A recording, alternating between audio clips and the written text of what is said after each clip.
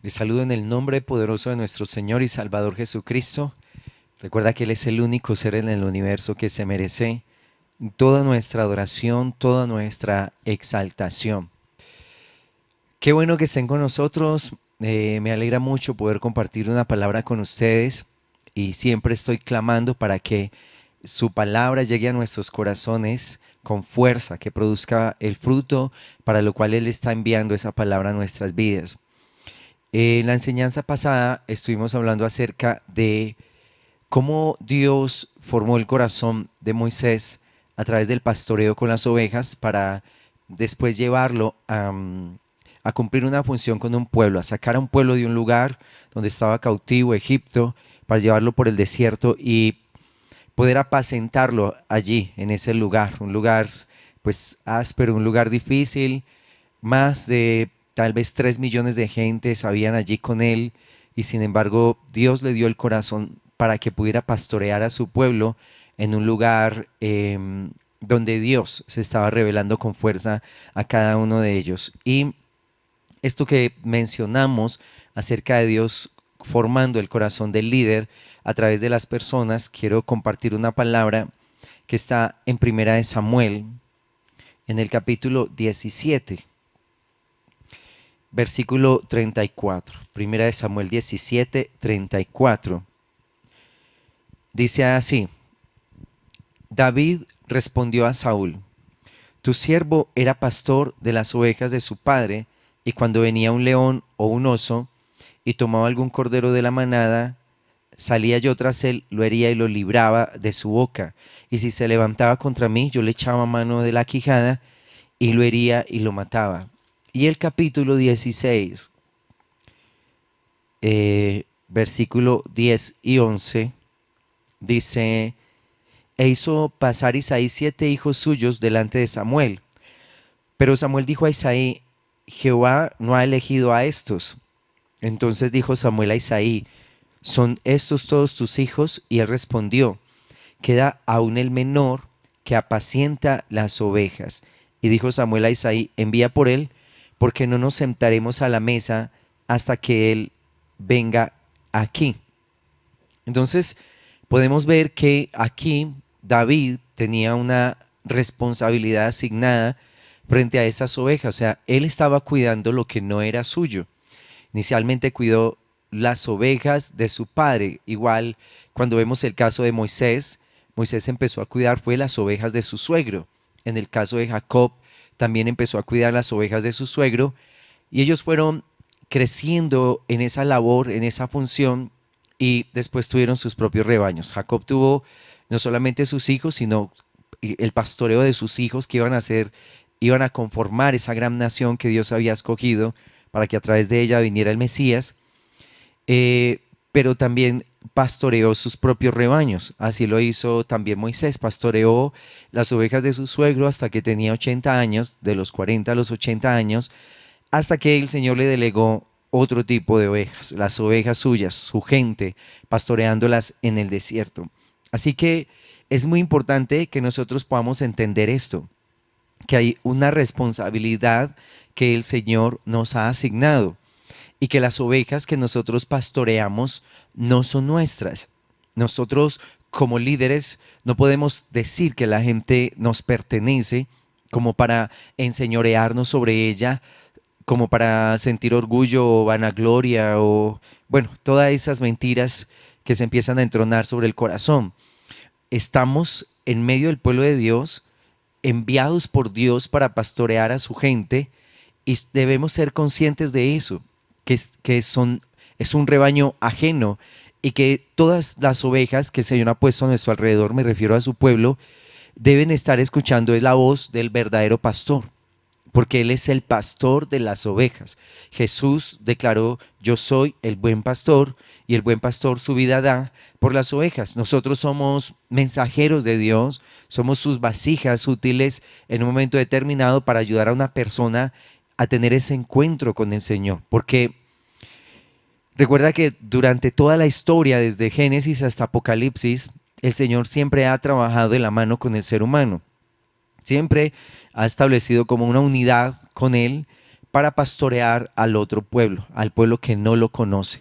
Así que David, como pastor, las ovejas que él tenía realmente no eran sus ovejas, las ovejas eran las ovejas de su padre. Estaba pastoreando no algo que fuera suyo, sino unas ovejas que eran ajenas. Y nosotros debemos tener mucho cuidado en la labor que el Señor nos ha delegado y aprender a tener mucha fidelidad con lo que no es nuestro, tener una fidelidad muy grande con lo ajeno.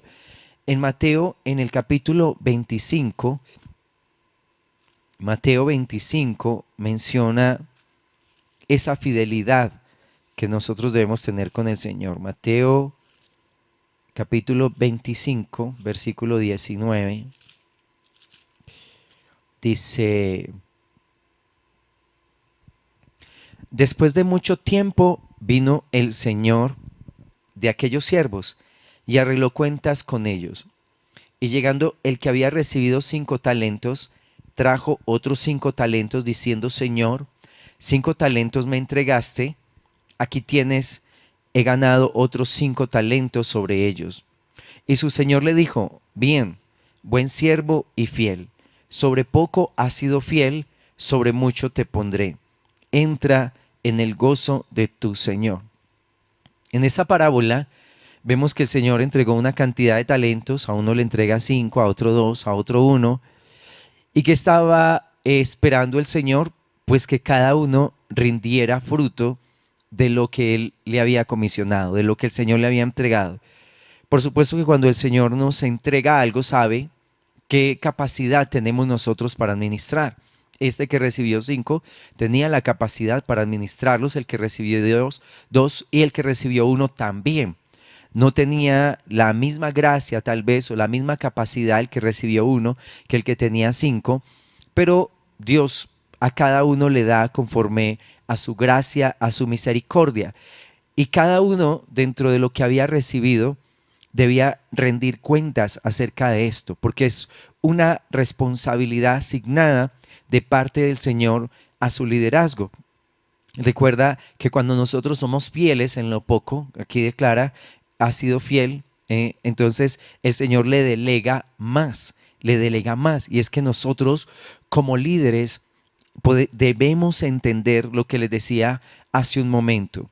Las ovejas que nosotros pastoreamos son las ovejas de nuestro Padre, no son nuestras ovejas.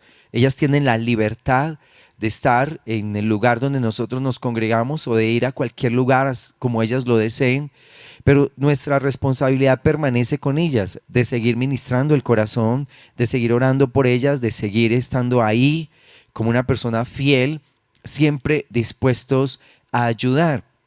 Porque muchas veces un líder que no entiende esto, que no entiende que está pastoreando las ovejas que son del Padre, empieza a sentir como una posesión sobre ellas.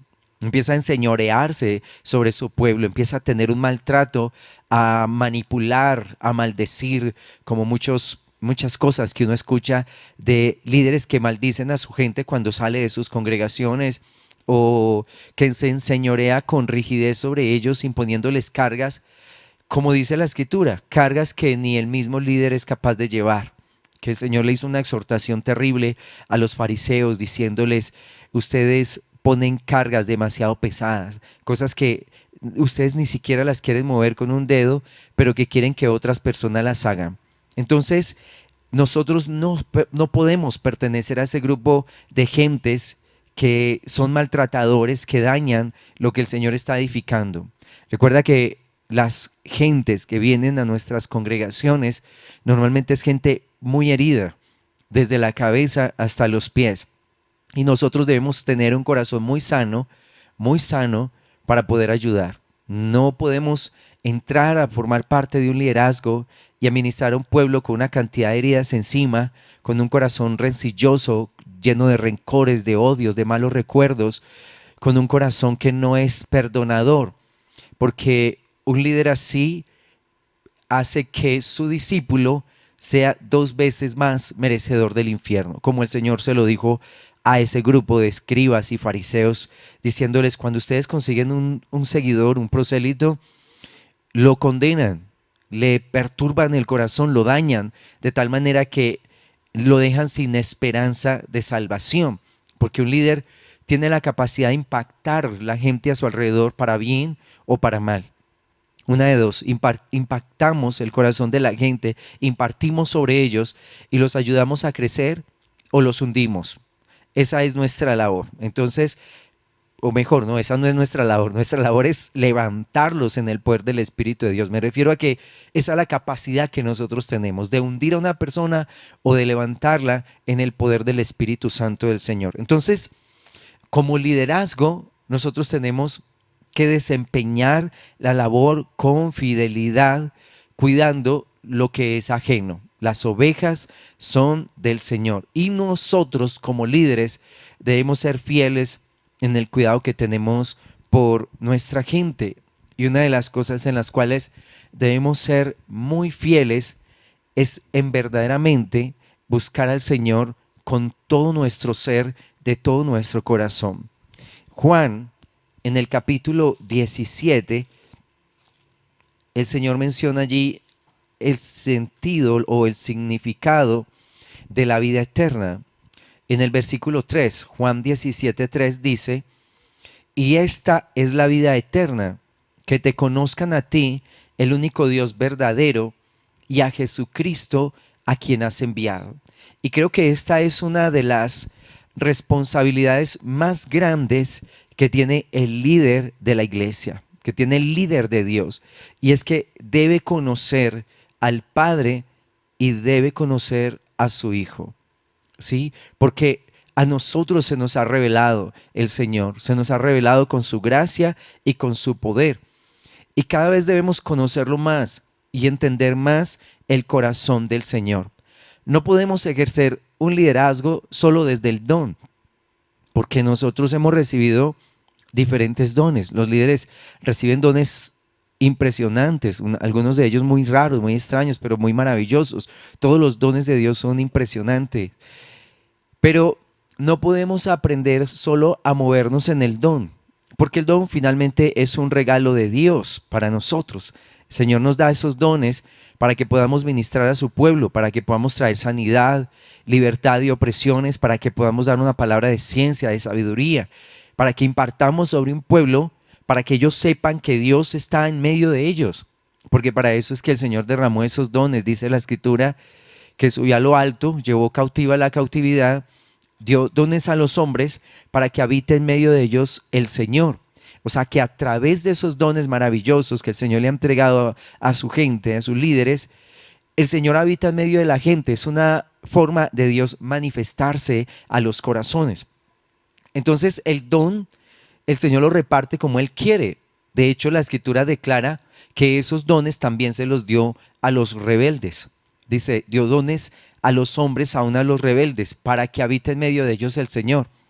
Así que tener un don de Dios no es por méritos, no es que es que yo soy tremendo hombre de Dios como para haber recibido un don. No, Dios puede venir con un don a y dárselo a cualquier persona, aunque su nivel de espiritualidad no sea bueno. Porque hay gente que tiene unos dones impresionantes, pero son personas que en su comportamiento son muy carnales. O sea, no necesariamente tiene que ser alguien muy espiritual, muy metido con el Señor o consagrado con Él para recibir dones de Dios. Dios los reparte como Él quiere. Entonces, tener un don no es un sinónimo de que esa persona conoce realmente a Dios. No es una garantía de que está súper comprometido con las cosas de Dios. Simplemente Dios se lo da a quien Él quiere esos dones. Pero el hombre de Dios, la mujer de Dios, deben entrar más profundo, como la visión que tuvo Ezequiel en el capítulo 47, donde menciona los ríos de las aguas salutíferas. Entonces, Dios le mide al profeta a través de la visión, en la visión le mide 1000 codos. Cuando el profeta entró a esos 1000 codos, el agua le llegaba a los tobillos, luego otros 1000 codos se le midieron y el agua llegaba a las rodillas, otros 1000 codos y el agua llegaba a los lomos, a la cintura, otros 1000 lomos, otros 1000 codos, perdón, y ya el agua lo cubría completamente. Entonces fue entrando y fue entrando hasta que las aguas se hicieron muy profundas. Y recuerda que esas aguas salutíferas representan los ríos del Espíritu Santo de Dios. Porque Jesús declaró en Juan capítulo 7 diciendo, el que cree en mí, como dice la escritura, de su interior correrán ríos de aguas vivas. La escritura que Jesús dice allí es Ezequiel capítulo 47. El que cree en mí, como dice la escritura de Ezequiel 47, de su interior correrán ríos de aguas vivas. Entonces, esas aguas, Ezequiel entró y no lo cubrían totalmente al principio, pero en su fidelidad en su recorrido, en la fidelidad en lo que Dios le había mostrado, en su fidelidad en lo que Dios había medido para él, llegó un momento donde fue cubierto totalmente. Así que el líder de Dios entra más y más profundo cada vez. No se puede quedar en la orilla. El líder tiene que poner su pie en el agua. El líder debe empezar a sentir esos ríos del Espíritu corriendo desde su ser interior. Porque si el líder no conoce a Dios, entonces, ¿qué es lo que va a enseñar? ¿O a dónde va a guiar a la gente? Si el líder no conoce esos espacios en el mundo espiritual, ¿qué ministración puede traer sobre el pueblo de Dios? Porque la gente en la iglesia no necesita encontrarse con el líder. La gente en la iglesia no necesita un mover natural, porque el mundo lo ofrece, eso natural, el mundo lo ofrece. La iglesia tiene que ofrecerle al pueblo el mundo del Espíritu. La iglesia debe estar iluminada totalmente. Los líderes de Dios tienen que sentir los ríos de aguas vivas corriendo desde su ser interior para que impartan sobre un pueblo del Espíritu y no de la carne. Recuerda que Gálatas menciona las obras de la carne, menciona muchas perversiones sexuales, brujerías, cosas que tienen que ver con ocultismo, y luego menciona pecados de carácter, celos, iras, contiendas, disensiones, herejías, toda esa clase de cosas. Entonces dice, y los que practican tales cosas no heredarán el reino de Dios. Entonces un líder, el hombre, la mujer del Señor, no puede ser una persona llena de celos, que tiene miedo que le van a correr la silla, que lo van a quitar de su liderazgo, que es que tengo rabia con este porque lo pusieron a cantar y a mí no me pusieron a cantar, que a este lo pusieron a predicar y a mí no me pusieron a predicar. Le tengo celos a este porque, no sé, X o Y y Z, todas esas cosas y esos argumentos demoníacos que se levantan en la mente, que perturban el corazón del pueblo. Esos celos no pueden estar ahí. Tampoco podemos tener un liderazgo iracundo, como declara ahí en Gálatas. Celos, iras. Imagínate un líder bien iracundo destrozando gente. Eso es como un huracán que llega a cualquier lugar y destroza todo lo que toca, arrasa con todo lo que está ya edificado. Entonces, cuando buscamos líderes para el Señor, estamos pensando en gente que está siendo transformada verdaderamente por el Espíritu Santo de Dios. Son hombres y mujeres que se han encontrado con su Padre, que han recibido la salvación de Jesucristo en su corazón y que están siendo transformados en su ser interior. Cuando Moisés se levanta como el líder de Dios, cuando viene al pueblo allí en Egipto, ya no viene ese hombre asesino, ya no viene ese hombre que viene a matar egipcios, ni a tomar las cosas con su fuerza, ni con su espada, sino con el poder de Dios, con el poder del Altísimo. Zacarías declara en su profecía que no sería con espada, no es con el ejército, no es con fuerza de caballos, ni nada de eso, sino que es con su Santo Espíritu. Porque tal vez hayan liderazgos que quieren mover a la iglesia y que quieren hacer que la gente haga cosas, pero con ese liderazgo natural, con ese liderazgo tosco, lleno de ira, de brusquedad, de celos. Y pues sí, puede ser que logre sostener ese liderazgo por un tiempo hasta que ya las personas van a sentir tanto el peso de su arrogancia, de su ira, de su enojo, ¿cómo se dice? Sí, de su soberbia, etcétera, que ya se les quiebra el corazón. No van a soportar más, porque no es el ambiente congregacional que debemos tener, no es el ambiente de la iglesia. La iglesia, el buen líder, debe impartir del Espíritu, no puede estar impartiendo carne, que esas manifestaciones de celos, de ira, de enojo, de contienda, que pone a la gente a pelear, que está hablando del uno y del otro y finalmente lo que hace es dividir su propia iglesia. No tiene sentido eso, no tiene sentido. Entonces, una de las responsabilidades más grandes que tiene el líder de Dios es que tiene que ser un hombre, una mujer que ha nacido de nuevo. Cuando el Señor se encuentra, o mejor, cuando Nicodemo viene a Jesús en la noche y bueno, le reconoce su liderazgo. Nicodemo pensó que le estaba haciendo un favor al Señor al reconocerle su liderazgo, y el Señor le confronta como líder y le dice: de cierto te digo que si no naces de nuevo, no puedes ver el reino de Dios. O sea, si no hay un verdadero arrepentimiento en el corazón, una persona jamás va a tener acceso a los recursos divinos. Porque dice, si no naces de nuevo, no puedes ver el reino. O sea, se necesita arrepentimiento, un deseo de cambio, se necesita humillación, se necesita estar triste con la tristeza de Dios para que yo pueda enmendar mis errores, para que el Señor empiece a mostrarme el mundo espiritual y para que empiece a entregarme recursos divinos. Y luego el Señor le dice a Nicodemo: si no naces del agua y del espíritu, no puedes entrar en el reino. O sea, si no eres transformado, si no eres renovado en tu mente, si tu comportamiento no corresponde al de un hijo de Dios, no vas a entrar en el reino. Porque Nicodemo era un hombre especial, un hombre fariseo, un hombre que se le ve algún respeto por el Señor. Pero el Señor le dice: no creas que con tu estudio de fariseo, con tu escuela, con lo que tú sabes intelectualmente, vas a entrar en el reino de Dios. En el reino de Dios entra gente transformada por el Espíritu Santo del Señor. Así que tiene que haber una conmoción interior en nuestros corazones, tiene que revolcarse todo adentro lo que está mal y empezar a sacar toda la basura y la inmundicia que haya en nuestros corazones si realmente queremos ocupar un liderazgo y hacerlo verdaderamente para el Señor. Entonces, de la gran responsabilidad que tiene el pastor, el líder, cualquier ministerio que esté al frente en la iglesia, es que debe ser un hombre o una mujer que haya nacido de nuevo.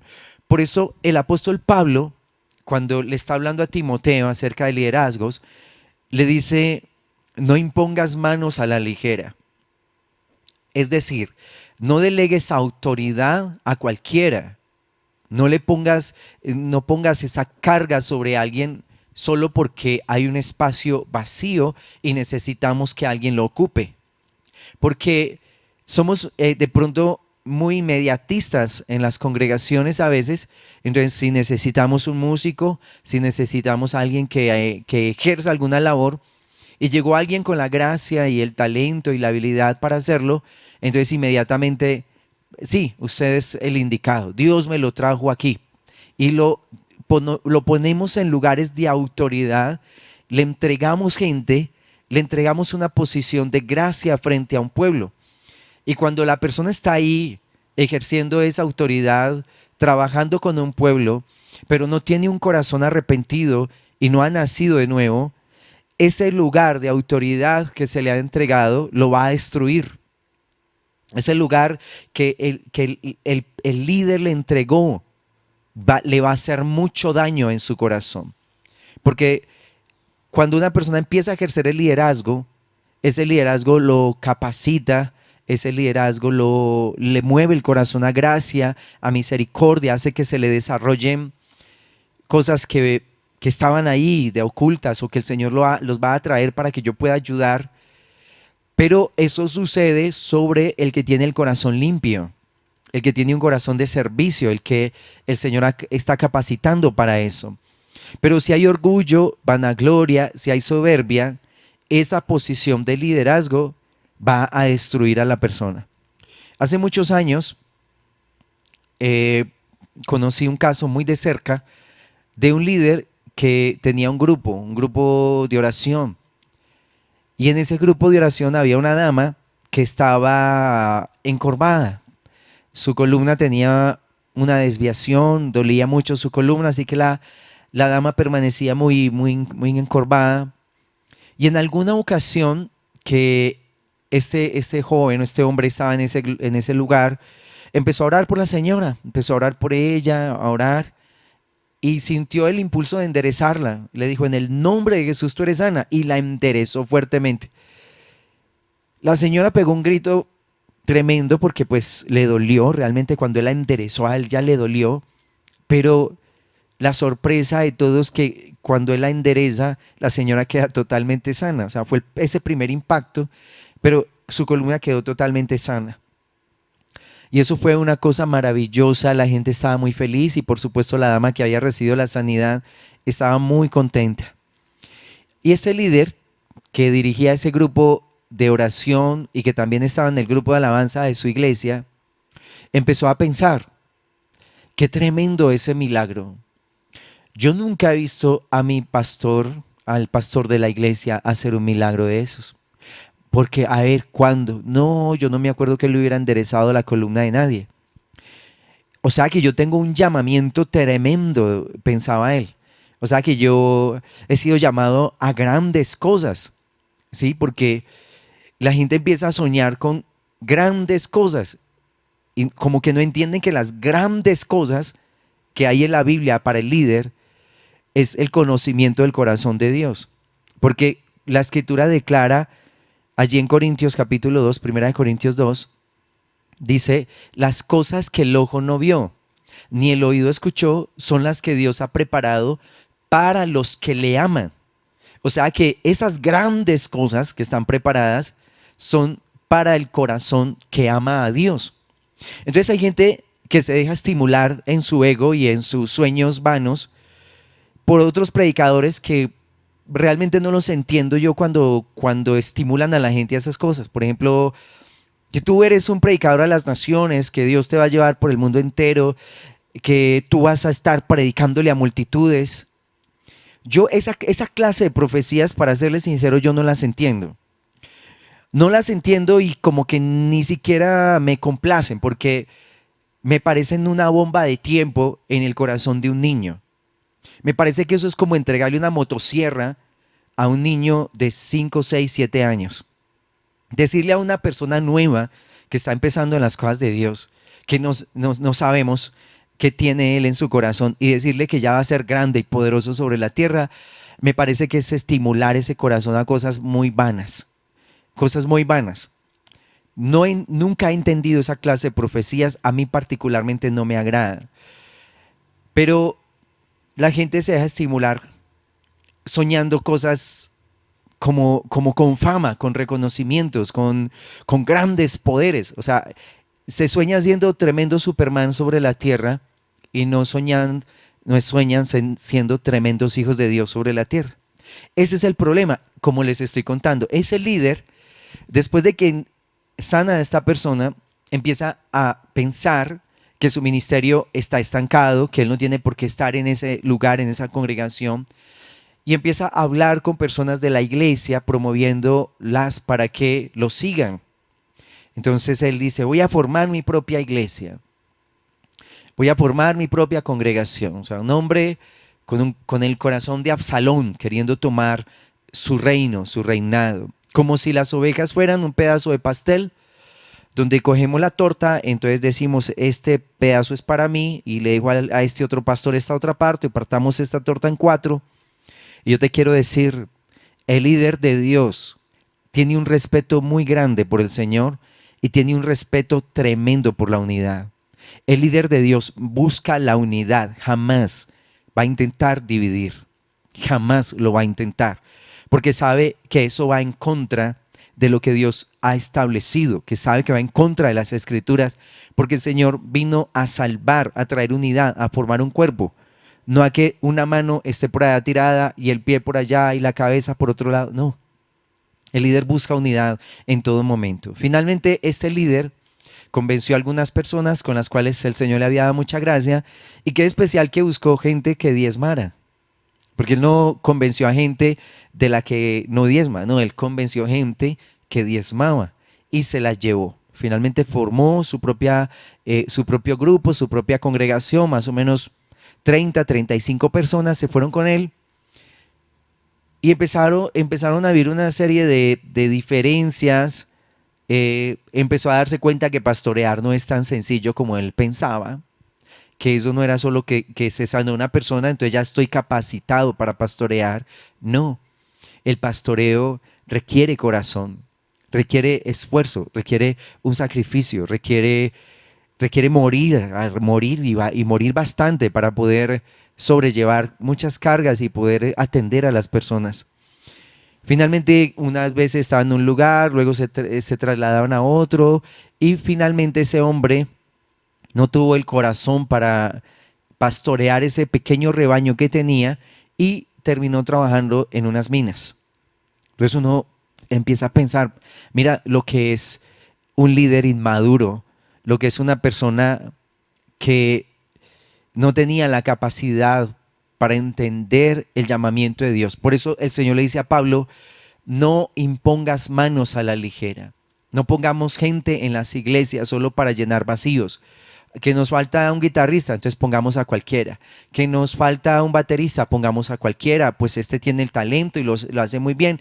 Listo, este es. O que nos falta, que hay una silla ahí de algún liderazgo desocupada, entonces el primero que llegue la va a ocupar. No, hay que pesar el corazón de la gente. Hay que probar el corazón de nuestros líderes. Hay que observarlos en su comportamiento. Hay que llevar un registro de cómo son en sus familias, en sus hogares, porque un buen líder puede traer mucha vida a un lugar y un mal líder puede traer mucha muerte a un lugar. O sea, recuerde que aquí manejamos esas dos líneas, líneas de vida o líneas de muerte. La iglesia maneja esas dos corrientes y nos conviene estar en la vida. Entonces, necesitamos ese liderazgo que es responsable, que tiene conocimiento de Dios, que cuando le hablan de las cosas espirituales las entiende y sabe de lo que están hablando, que no es una persona como ignorante en el mundo del espíritu, que ya se metió ahí, que ya se empapó de las cosas espirituales, que sabe todo ese mover de las cosas del Señor. Entonces, ese líder tiene que ser alguien que conoce al Padre, que conoce al Hijo. El líder debe ser una persona fiel en sus tiempos de búsqueda de Dios, de oración, de oración. Si nosotros tenemos tiempos de oración en la iglesia, tiempos de ayuno, tiempos de intercesión, y viene cualquiera, no me refiero a cualquiera que no está dentro del liderazgo, o sea, viene otra ovejita del pueblo, pero los líderes no están, entonces uno dice, Dios mío, ¿qué es esto? ¿Cómo que los líderes no están en esos tiempos de oración? Si son los primeros que deberían estar, porque son los que llevan la carga, son los que mueven la corriente, son los que deben estar en esa batalla por un pueblo. Por supuesto que necesitamos que el liderazgo esté buscando al Señor, esté en esos tiempos de oración. Los grandes líderes bíblicos de la Escritura fueron gente de mucha oración, de mucha oración. Tú ves los tiempos de Moisés. Moisés cuando se enteró, cuando él desciende de la montaña, primero se fue a la montaña y estuvo 40 días y 40 noches con el Señor recibiendo instrucción. Cuando él baja y ve que el pueblo está adorando un becerro, se devolvió y tuvo otros 40 días y 40 noches con el Señor pidiéndole que por favor no destruyera a su pueblo. Cuando Moisés envía al pueblo desde Cadés a que recorrieran la tierra de Canaán y trajeran una inspección acerca de la tierra prometida, esos espías trajeron un mal reporte. 10 espías, líderes, príncipes, gente que tenía gracia con el pueblo, les envenenaron el corazón. por no tener un espíritu correcto, le envenenaron el corazón a esos 603.550 guerreros. Bueno, 540, porque menos ellos 10. O sea, les leudaron el corazón e hicieron que perecieran en el desierto durante los siguientes 40 años. Mira lo delicado, tener un lugar de autoridad y de liderazgo es un lugar de mucha responsabilidad. Pero en esa ocasión, Moisés nuevamente se va a la presencia de Dios, pidiéndole que por favor perdonara al pueblo, porque el Señor le dijo, voy a destruir todo este pueblo. Y Moisés buscando al Señor otros 40 días, pidiéndole que Señor no destruyas a tu pueblo. O sea, un hombre con una carga impresionante de oración por su gente, por su gente. Luego, cuando en la rebelión de Coré, que Coré quiere ocupar el lugar de Moisés y promueve una rebelión allí con otros 3 compañeros y otros 250 que se sumaron inicialmente, la tierra se tragó a esos 4 y fuego salió de Dios que consumió a los 250. Al día siguiente toda la congregación empezó a murmurar contra Moisés y se desata una plaga que mató 14.700 personas en un momento. Y Moisés estaba aterrado, no era el líder que estaba diciendo, muy bueno, sí, ¿para qué hablaron de mí y se lo merecen? Como muchos líderes, que parece agradarles que a la gente les venga calamidades. Yo le dije que no fuera de la iglesia, pero se fue, a él le está yendo mal, porque es que la verdadera iglesia es esta donde nosotros estamos. A usted le pasó eso por haberse ido. Están como que felices que a la gente le vaya bien.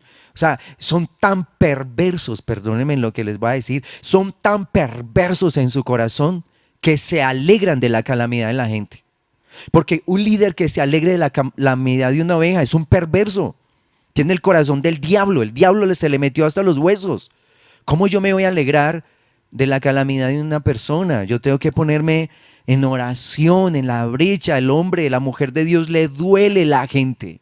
Si a ti no te duele la gente y tú estás en un liderazgo, te tienes que arrepentir. Y si no te arrepientes, tienes que soltar tu liderazgo porque no eres líder para nada. Porque no se trata de que la gente te reconozca como líder. No es eso.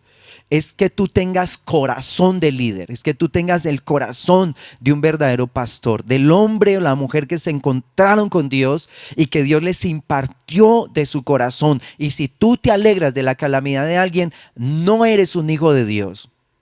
Y te lo digo con respeto, pero también con el deseo de que te arrepientas, porque no puede ser que te alegres de la calamidad de una persona, porque no estamos para eso, estamos para cuidar, no para destrozar. Entonces, Moisés se pone, cuando la gente está cayendo, él manda a Aarón diciéndole, toma rápido fuego del altar, coloca incienso y corre, ponte entre los vivos y los muertos. Y eso hizo Aarón y Moisés.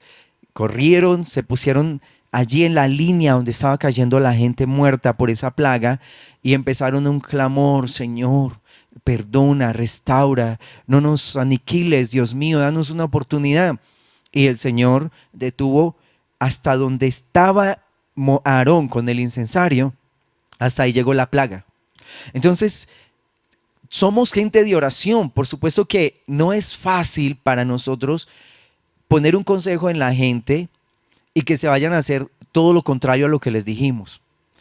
Que les digamos, mira, renuncia a tu fornicación y vayan y forniquen más. Que vengan y nos pidan consejo y les decimos algo y van y hacen lo contrario a lo que les dijimos. Y después verlos en tremendas calamidades.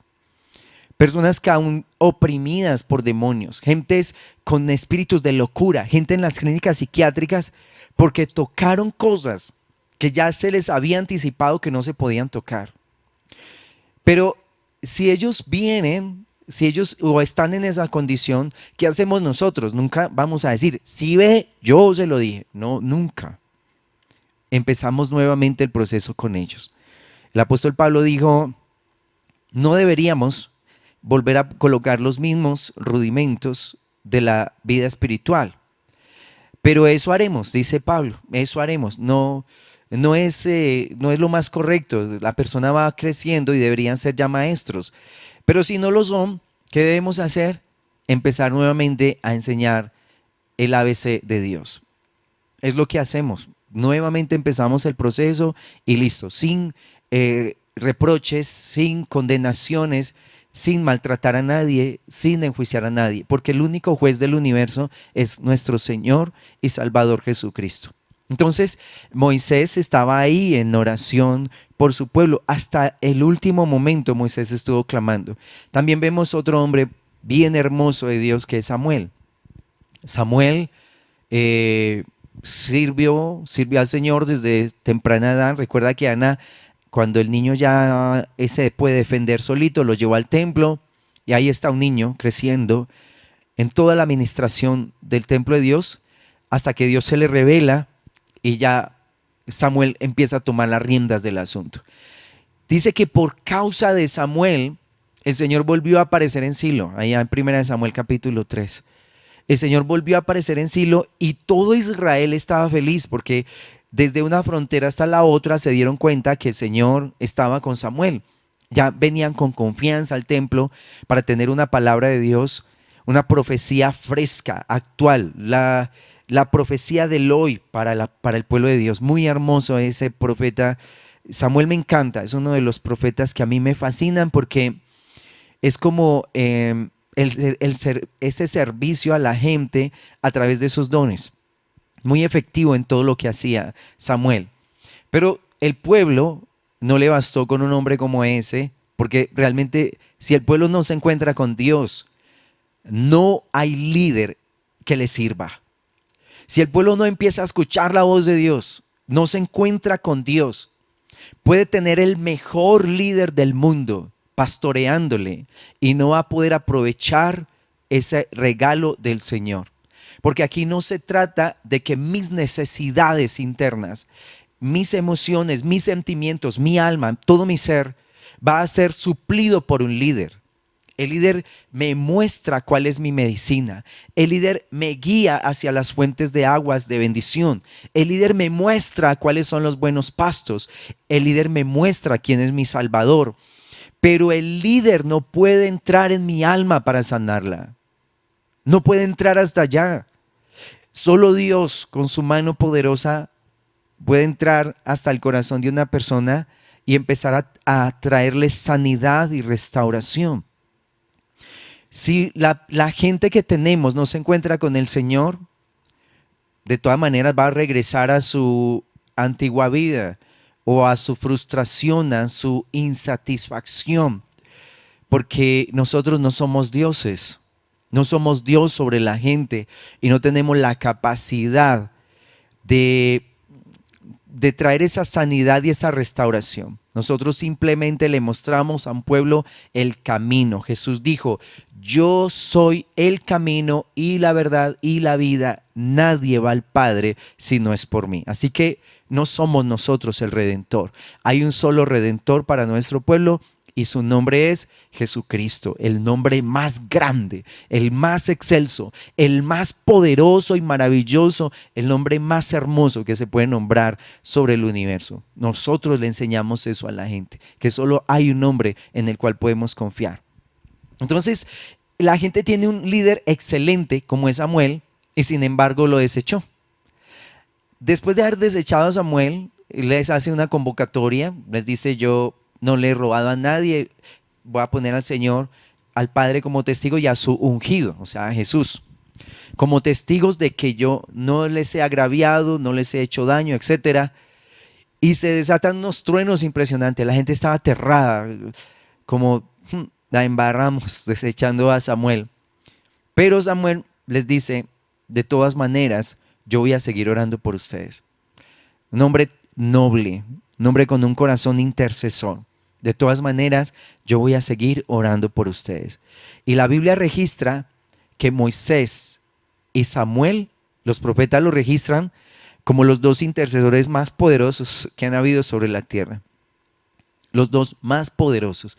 Entonces, dentro de nuestra responsabilidad, cuidando lo que es ajeno, está, uno, crecer espiritualmente, conocer al Padre y conocer a su Hijo. Y segundo, tener corazón intercesor. Porque te voy a decir algo, el mundo del espíritu se le concede a los intercesores. La fuerza que maneja el mundo espiritual, las puertas del reino de los cielos se abren para la gente que clama. El que no ora no tiene acceso a esos recursos. Una persona que no tiene tiempos de oración, que no busca a Dios en el secreto, los cielos no se van a abrir para ella. Porque esa búsqueda con Dios me aviva mi ser interior. Esos tiempos de oración me despiertan espiritualmente. Los tiempos de oración con el Señor, entre más intensos, atraen la fuerza, atraen el poder, traen la unción sobre un lugar. Y una iglesia sin unción es un circo, no es algo espiritual. Una iglesia que no tenga unción, bueno, tal vez ni siquiera la llamaría yo iglesia. Si en el lugar donde nos congregamos no se manifiesta la presencia de Dios, no hay niveles de unción en ese lugar, es porque no hay intercesores, es porque la gente no está clamando y gimiendo. Porque una de las cosas que hacen que Dios reconozca a su pueblo es el clamor, es la oración, es la búsqueda de su rostro. Recuerda que en Éxodo capítulo 2, cuando los israelitas empezaron a clamar, dice que Dios los escuchó y los reconoció como su pueblo, como descendientes de Abraham, de Isaac y de Jacob. Y cuando el Señor habla con Moisés, dice, yo he oído el clamor de mi pueblo. Así que debemos tener intercesión en nuestras congregaciones. Que no falten los intercesores en medio del pueblo de Dios. Si no tenemos intercesores, no me imagino esos cultos apagados, fríos, llenos de razonamientos, de cosas naturales, de shows, de espectáculos para agradar a la gente, pero sin presencia de Dios que mueva el corazón de la gente. Y aparte de eso, llenos de pecado también. Porque la intercesión hace que el Señor nos enderece a todos aquí. Que el Señor mueva su espíritu para que nos corrija, para que nos enderece, para que nos limpie el corazón de toda esa maldad que se levanta. Necesitamos intercesores. Tú ves en Lucas, en el capítulo 2, cuando el Señor va a ser presentado en el templo, 8 días después de su nacimiento, allí está una dama hermosa, una mujer preciosa que está allí recibiendo al niño. Ana dice que llevaba 84 años después de haber quedado viuda, que se había ido prácticamente a ir al templo. Dice que servía con oraciones y con ayunos de día y de noche. Y esa dama tenía más de 100 años, porque había enviudado hacía 84 años, 7 años duró su matrimonio, ahí son 91 años, y si se casó de tal vez 15 años, podemos estar hablando de una persona de 105, 106, un poquito más de edad. Pero mira, una mujer veterana, una mujer con sabiduría, pero una mujer que era un tremendo cañón de Dios, buscando a Dios de todo su corazón. ¿Sabes que los intercesores son los que manejan la fuerza y la potencia en las iglesias? Ellos son los que traen la unción de Dios. Ellos son los que mueven la fuerza. Esos son los que hacen que el Espíritu de Dios se agrade en un lugar. Tal vez muchas veces ni siquiera es por los que predican o los que cantan, sino por los intercesores que bañaron esos lugares de oración. Creo que todas las congregaciones deberíamos, antes de cada culto, tener allí nuestros intercesores, siquiera con 1 o 2 horas de anticipación, allí buscando, pidiéndole a Dios, Señor, manifiéstate en este lugar, revélate a nuestros corazones, Padre, que esa unción de tu Espíritu descienda, porque si no hay unción, no tenemos nada. Si no hay unción, no hay arrepentimiento. Si no hay unción, no hay sanidades. Si no hay unción, no hay visiones de Dios, no hay revelación, no hay nada. Nada, nada, nada. Una iglesia sin unción es un lugar muerto, es un sepulcro, es un sepulcro. Necesitamos que las congregaciones muevan buenos tiempos de oración. Así que el líder debe estar conociendo al Padre, conociendo a su Hijo, debe tener un conocimiento bueno de las cosas espirituales, debe ser un hombre, una persona, una mujer intercesor, intercesor. Y también en su responsabilidad como líder debe conocer este libro, el libro de Dios, el libro de Dios. Salmo 1 declara que es bienaventurado el varón que en la ley de Jehová está su delicia. Dice delicia, o sea, este libro le gusta al líder. La Biblia, el líder la degusta, le parece deliciosa. Para el líder el libro es vida, no es cualquier cartilla, no. A mí me cuestiona si una persona le gusta más la información del mundo, le gusta más la literatura del mundo, a que le guste el libro de Dios. Me cuestiona eso. Pues yo digo, tienes que meterte en este libro con toda tu mente, con toda tu alma, tu corazón tiene que estar acá. Porque este libro es vida, la palabra de Dios es viva y eficaz, dice Hebreos 4:12. Penetra hasta partir el alma, la coyuntura, los tuétanos, discierne las intenciones y los pensamientos del corazón. Eso es lo que declara el Salmo 1. Dice, y será como un árbol plantado junto a corrientes de aguas, que da su fruto en su tiempo, y está tan fuerte, tan vigoroso, tan lleno de vitalidad, su hoja no cae. Que Jeremías lo declara en el capítulo 17, como que los mismos textos del Salmo 1, hablando acerca de la meditación de la palabra del Señor. Y dice que aunque vengan los tiempos de sequía, el árbol permanece verde. O sea, el líder de Dios que medita en las Escrituras no se fatiga, no lo coge los tiempos como desprevenido, como para secarlo e impedirle que dé para la gente, que dé fruto, que esté lleno de vitalidad, de esa unción del Señor. Es que la palabra del Señor, el Señor declaró un mandamiento que meditáramos en ella.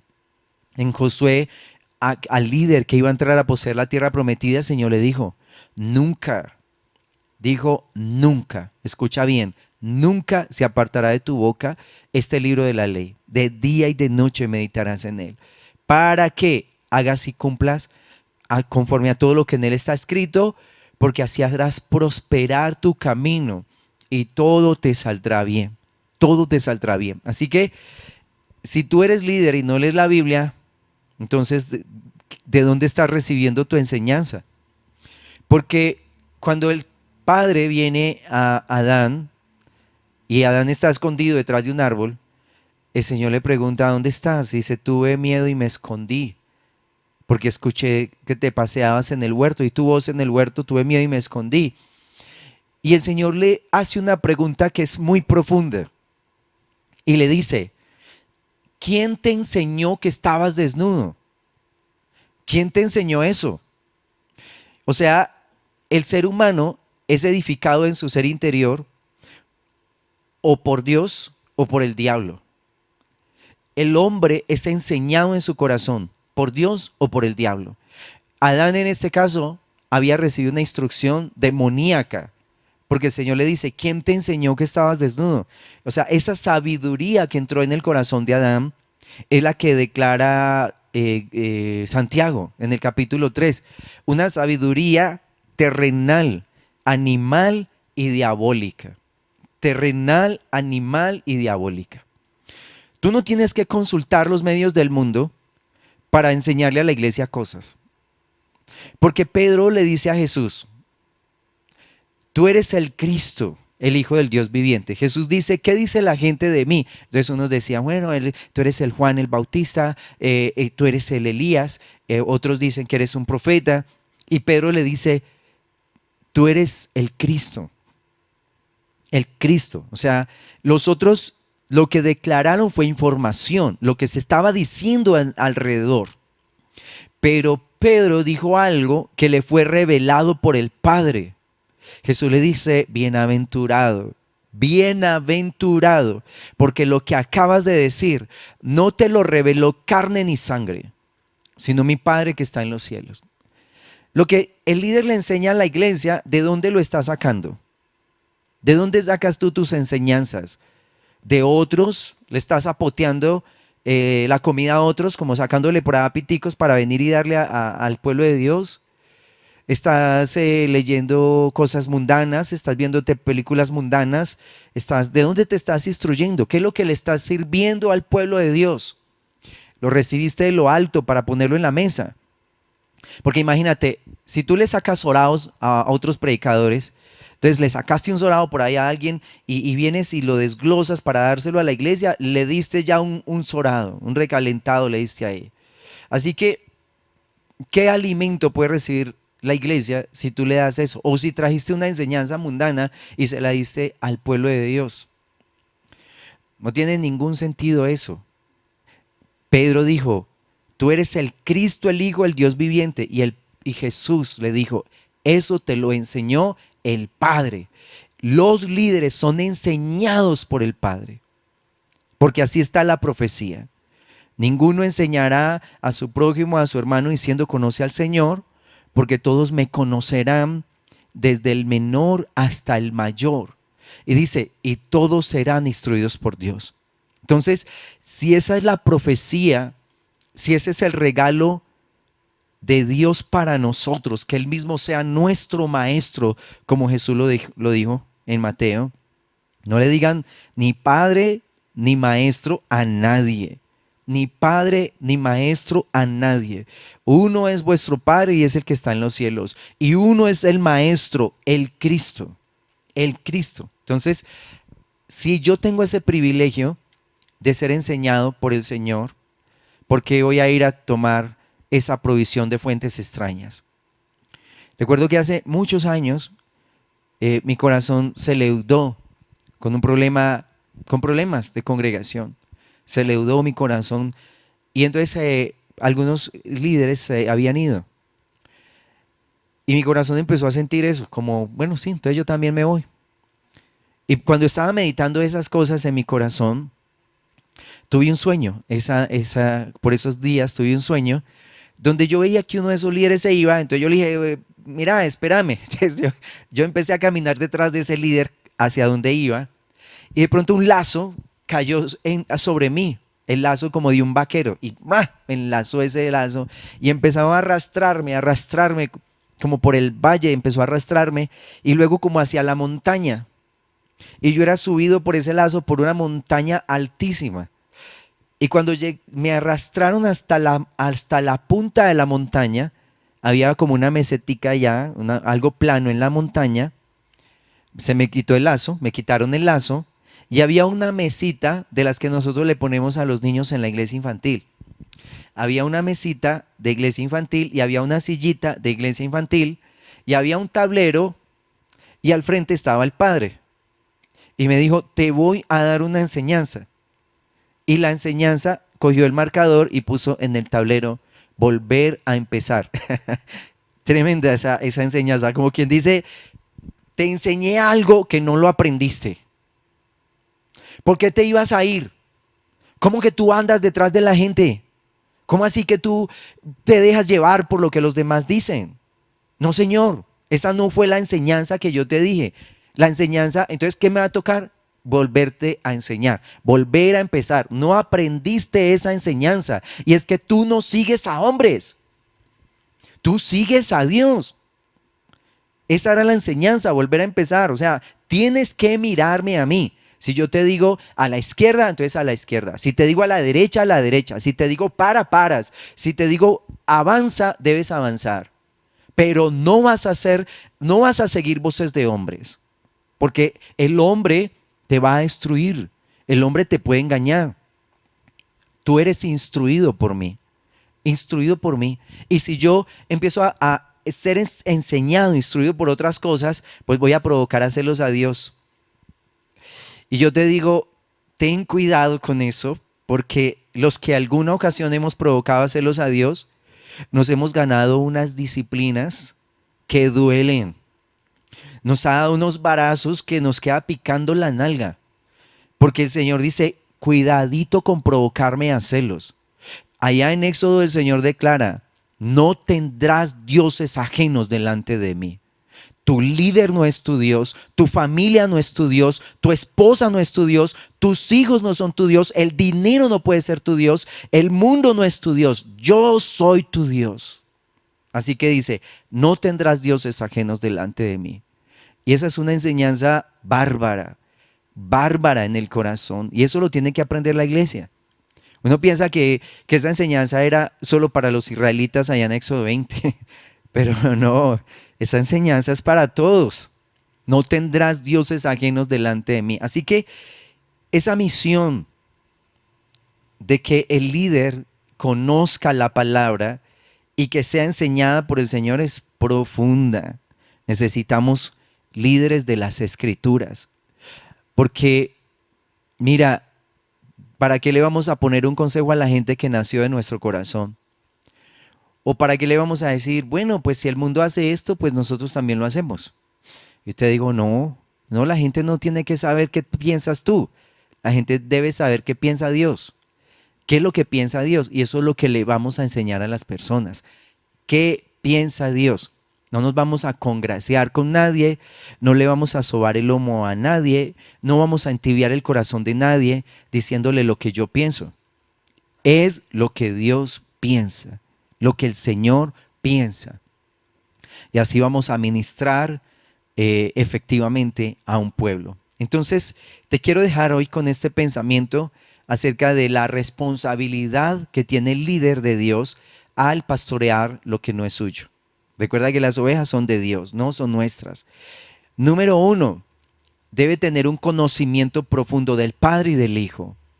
El número 2, debe ser una persona intercesora. Todos somos intercesores. Debemos clamar por este pueblo. Debemos tener buenos tiempos de oración, moviendo los cielos a favor de nuestra gente, nuestras congregaciones, nuestra ciudad, nuestra nación. El liderazgo espiritual de nuestra tierra, ¿sí? Y número 3, debemos ser buenos meditando la escritura. O sea, esta debe ser nuestra comida. La palabra de Dios debe ser nuestra dieta alimenticia en la mañana, en la tarde y en la noche. Todo el tiempo, como el Señor lo declaró en el Salmo 1, allá en Jeremías 17, en Josué 1:8, como Pablo lo enseñó en sus cartas, como Pedro también lo enseñó, todos lo enseñaron, Jesús nos lo enseñó. Es una exhortación, animándonos el Señor a que en la escritura esté nuestra delicia. Así que, bueno, mi intención es animarte a que si tienes una posición de liderazgo, lo hagas con todo tu corazón. No ensucies lo que el Señor limpió, no pretendas dañar lo que el Señor está restaurando. Lastimosamente hemos tenido liderazgos que han sido una deshonra, que han maltratado al pueblo, que han afectado las cosas a nivel espiritual, como esos hijos de Elí, que hicieron que se apagara la voz de Dios, que no hubiera visión con frecuencia, que perturbaron el corazón del pueblo, que no le enseñaron la verdadera adoración a un pueblo de Dios. Y yo te digo, no seas de ese liderazgo. Ese liderazgo va a ser juzgado fuertemente y va a recibir muchos azotes. Pero el verdadero liderazgo del Señor va a ser galardoneado. Te leí la parábola de los talentos. Bien, buen siervo y fiel. En lo poco has sido fiel, en lo mucho te pondré. Así que yo te invito a que te pongas la mano en el corazón y des mucho más de lo que piensas que puedes dar para las cosas de Dios. Que te esfuerces un poco más, que lo hagas bien. Ministremos a este pueblo. Demos una buena batalla por nuestra gente, por nuestra ciudad, por nuestra nación, guardándonos nosotros primero de esa manera en que yo te digo, para que Dios nos pueda visitar con su gloria, con su presencia. Los lugares que han sido visitados por el Señor con su unción han prosperado en todo, espiritualmente, emocionalmente, las familias son bendecidas, aún económicamente también el Señor ha derramado su bendición sobre el lugar. Así que te invito a que tengas una prioridad correcta y que lo hagamos para la gloria y la honra del Señor. Yo te bendigo en el nombre de nuestro Señor y Salvador Jesucristo y deseo que Dios te siga hablando, que Dios te avive y que te active en las cosas espirituales. Muchas y muchas bendiciones.